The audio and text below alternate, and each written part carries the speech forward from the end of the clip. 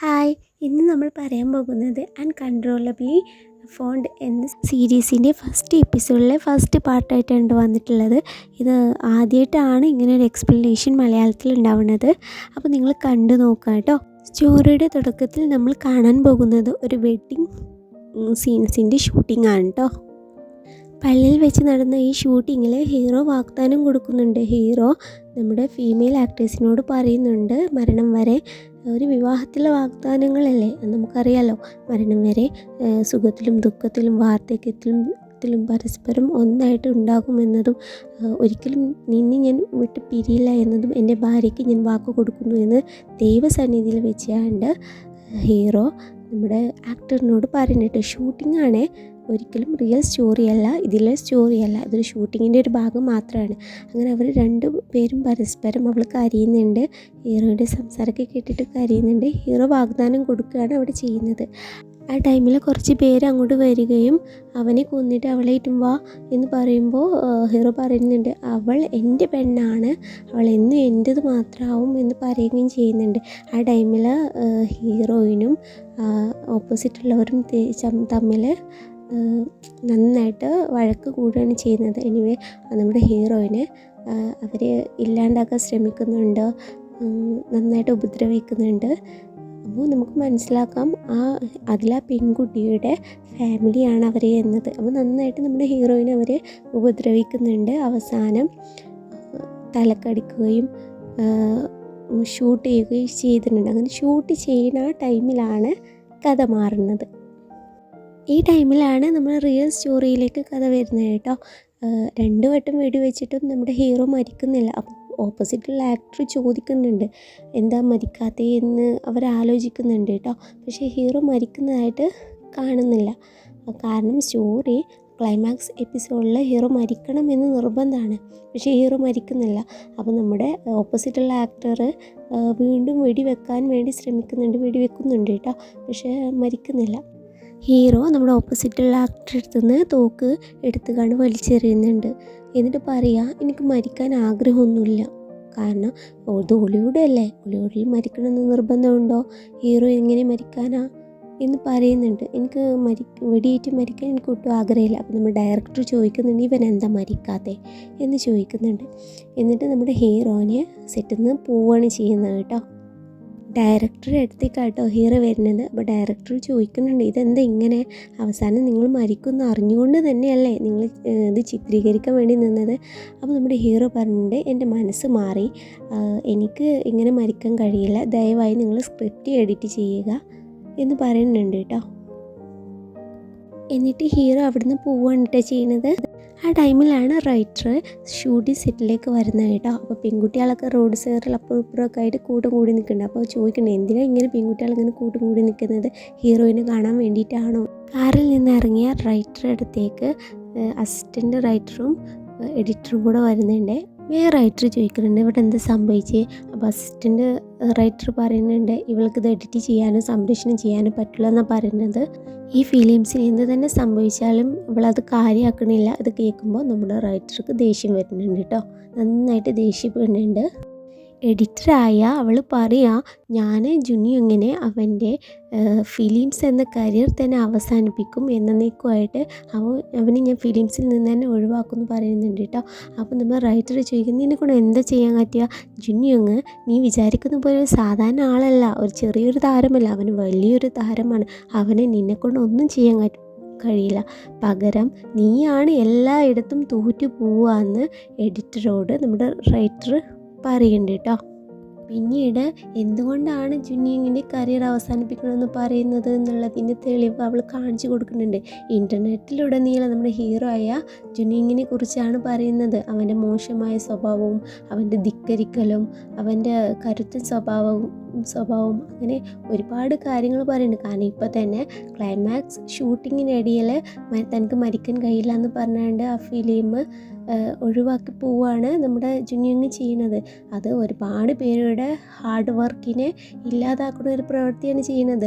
അപ്പോൾ ഇതിന് ചോദ്യം ചെയ്യാണ് നമ്മുടെ എഡിറ്റർ.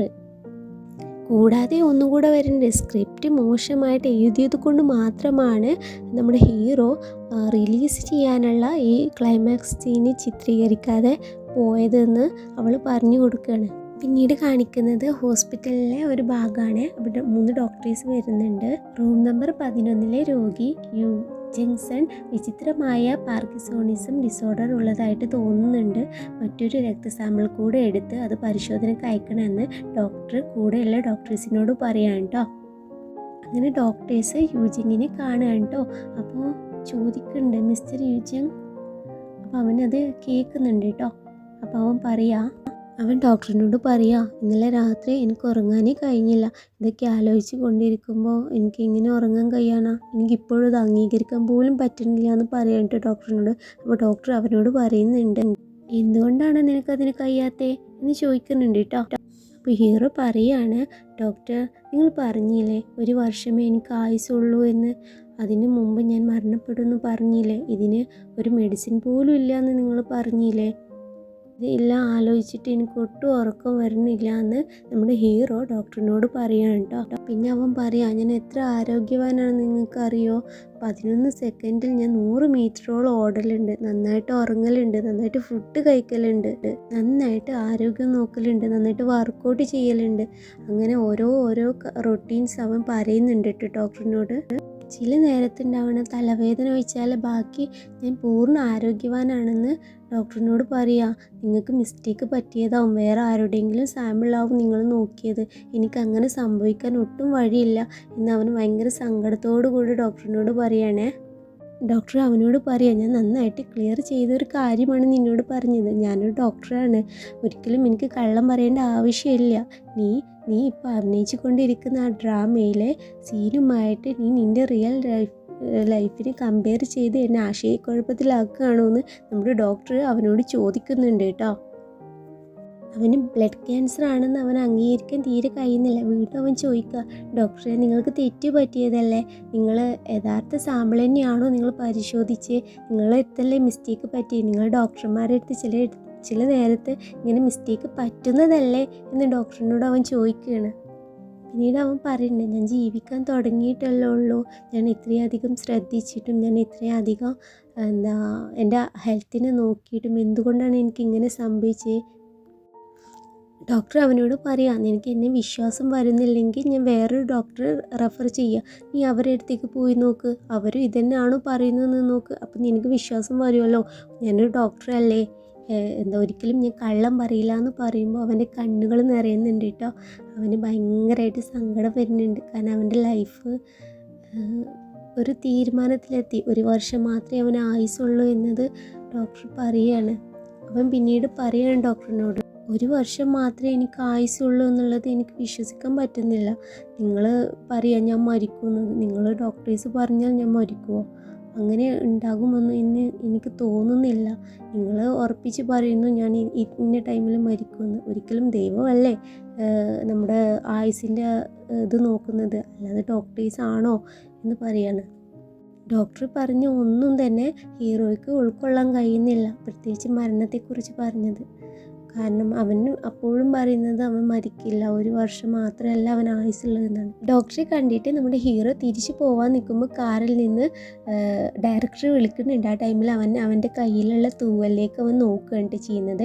ഡയറക്ടർ ഓൾറെഡി നമ്മൾ മരിച്ചു കഴിഞ്ഞിട്ടുള്ള ശവസംസ്കാര ചടങ്ങൊക്കെ നമ്മൾ ചിത്രീകരിച്ച് വെച്ചിട്ടുണ്ട്, അപ്പോൾ പിന്നെ നിങ്ങൾ മരിക്കൂല എന്ന് പറഞ്ഞിട്ട് എന്ത് കാര്യമാണുള്ളത്, അതുകൊണ്ട് ഒരു കാര്യമില്ലല്ലോ ഇവിടെ, അല്ലെങ്കിൽ പ്രശ്നം ഗുരുതരമായിട്ടിരിക്കുകയാണ്, നിങ്ങളിത് ചിത്രീകരിച്ചേ പറ്റുള്ളൂ, നിങ്ങളിപ്പോൾ മരിക്കാൻ പറ്റില്ല എന്ന് പറഞ്ഞാൽ ഞങ്ങളെക്കൊണ്ട് ഒന്നും ചെയ്യാൻ പറ്റില്ല, ഈ ഒരു വട്ടമെങ്കിലും നിങ്ങളൊന്ന് ശ്രമിക്കുക, ഇനി ഞങ്ങൾ ഇങ്ങനെയുള്ള സ്ക്രിപ്റ്റ് എഴുതൂല, നിങ്ങൾക്കത് തരില്ല എന്ന് പറയാം കേട്ടോ.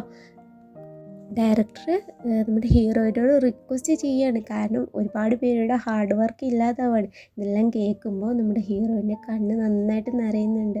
കാരണം പിന്നീട് ഡയറക്ടർ പറയുന്നുണ്ട്, 1 വർഷത്തെ നമുക്ക് 1 വർഷം കഴിഞ്ഞിട്ട് ചെയ്യാൻ വെച്ച ഫിലിംസൊക്കെ നമുക്ക് മാറ്റി സ്ക്രിപ്റ്റ് ചെയ്താൽ എന്ന് പറയുമ്പോൾ അവനിങ്ങനെ ആലോചിക്കാം, ഞാൻ 1 വർഷം ഉണ്ടാവില്ലല്ലോ എന്ന്. ഈ സ്റ്റോറിയുടെ സെക്കൻഡ് പാർട്ടായിട്ട് വേഗം വരാവേ. Thank you.